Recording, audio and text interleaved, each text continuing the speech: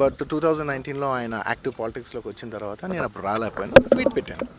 But ఈ 2024కి వచ్చేసరికి అప్పటి నుంచి నా మనసులో ఉంది, అరే ఇలా మాట ఇచ్చాం కదా, ఖచ్చితంగా వచ్చి ఒకసారి నాకు కనపడాలని నా మనసులో ఉంది. అండ్ ఈసారి ఈ ఎలక్షన్లో ఆయన నించుంటుందని తెలిసింది వెంటనే నేనే ఫోన్ చేసి, బ్రదర్ చెప్పాను కదా ఇలాగా వస్తానని, నేను వద్దాం అనుకుంటున్నాను చెప్పాను. వచ్చాను, నేను మా వైఫ్ పర్సనల్గా వచ్చి ఆయన ఊరు విజిట్ చేసి ఆయన ఇంటికి వెళ్ళి ఆయన్ని ఒక గుడ్ విల్ జెస్చర్ కింద ఆయన కలిసి బెస్ట్ విషెస్ చెప్పేసి వచ్చేసాను.